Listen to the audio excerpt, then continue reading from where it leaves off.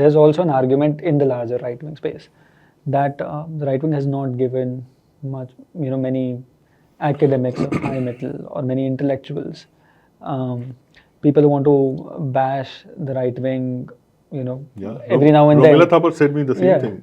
That where is the right wing historian? So, do you think that's changing now? Or, of course, that is changing.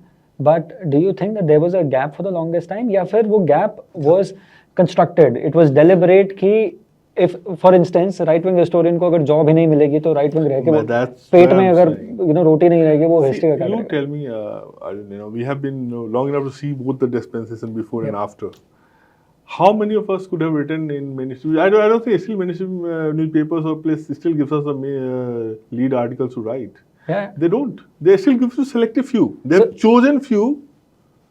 I will not name here, but the rest of them are excluded. Despite the quality, you write the best article in the world, they will not publish it. And they'll judge you. Yeah. The first thing they'll do is, no, it's not good enough. Exactly. How do you judge what is good or not good enough? Because the parameters that you've set for yourself are the parameters that have been given by somebody else. So tell me if this is the case right now, when we are 10, 11 years into a nationalist government, quote unquote, what was the situation when there were no such things? When they were unbridled power, 80s, 90s, still they started saying, and that's where you see the challenge also started from 90s.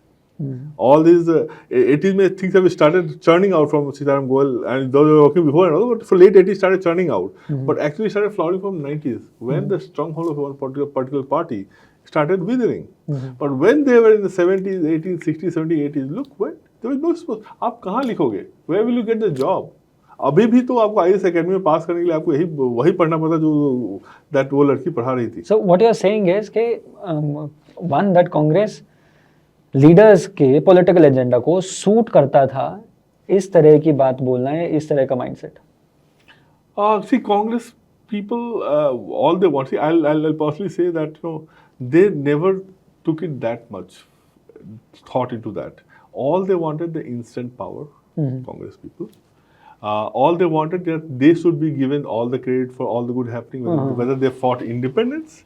So you see, you read modern history of Bipin Chandra, all they give all the due credit to Nehru and Gandhi, going to the extent of calling Bhagat Singh terrorists and all these people. Some of them they do call.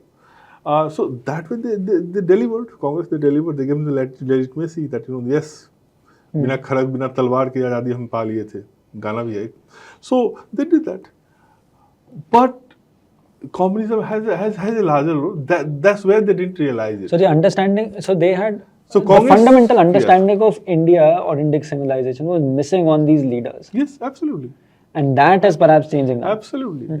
And you see what I'm saying, that people who say that they were where were these nationalist historians when India was getting independence. India had nationalist historians like R.C. Midar and Jyotna Sarkar, to name just few, there are many others. And they wanted to write, they reached out to this government of India. They in fact reached out to Education Ministry. R.C. Midar in his book Preface writes, I mentioned in my book also, that he reached out to Education Ministry under Abul Kalam Azad.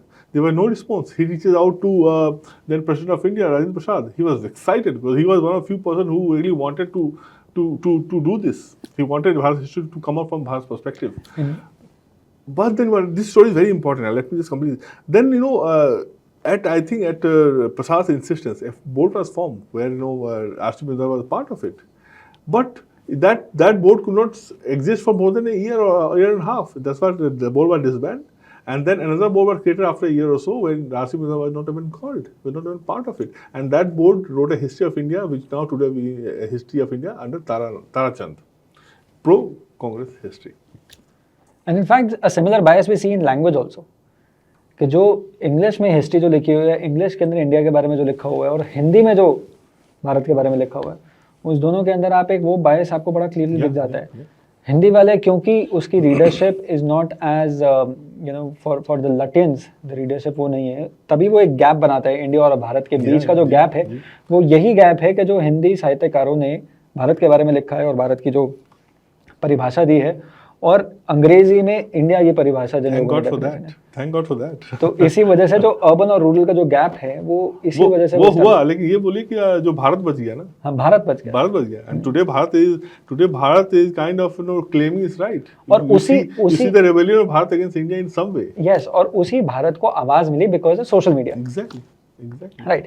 And that's why people who entrench people in Lutyens, they hate. They could give him all names, Like Ramchandra Guha came up with an article calling them internet Hindus and whatnot.